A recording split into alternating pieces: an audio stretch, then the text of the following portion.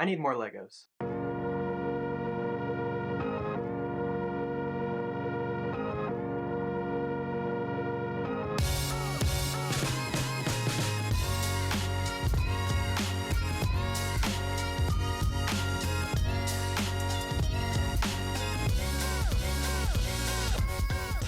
If you saw my last video, you know I got 8 boxes from the PAB wall, and actually since then I've got another 3 boxes, and I'm hoping that next week I can go again and get 1 or 2 more boxes.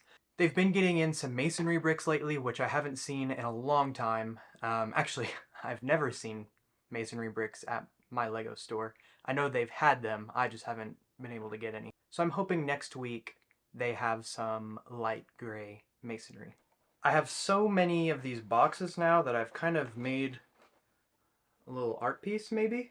A little snail or something. Maybe I'll eventually get enough to where I'll have a circle of boxes. I don't know if that's possible, but we'll see. So in the last city update, I explained my idea of a wall along the ledge of my desk. Since then, I've started experimenting a little bit with wall designs. The first one simply was a display for these solid minifigures that I found. The idea was to have a solid gray wall going up pretty far with these arches. I didn't like how solid it was, just pretty boring solid gray. There's no depth or dimension there. So the next thing I made was this little platform for my opening minifigure series that I've been doing on YouTube Shorts. And behind it, I had a little bit of a wall with some detail there, just using these little ladder pieces. I liked the direction this was heading a little bit more, although it's still not exactly what I want. Expanding on design number 2, I've come up with this. This implements the arch as well as the ladders, but it also implements some more color and some texture variation with the masonry bricks and the palisade bricks. It has a little jut out for the arch, and then I have the plain white minifigure standing on it as sort of a statue. I think this will be the direction that I go for the whole city. I'll just have to figure out a couple details, such as each side meeting up and butting against each other. So at this point, I need to build a lot more of these, refine the design a little bit, especially if I can get the light gray masonry bricks.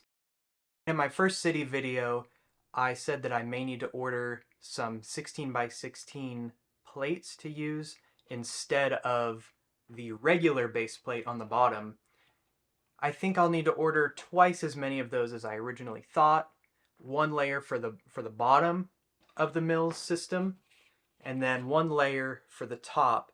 I think I'll make this a little bit taller still, but another layer for the top so that I have my second story of my city.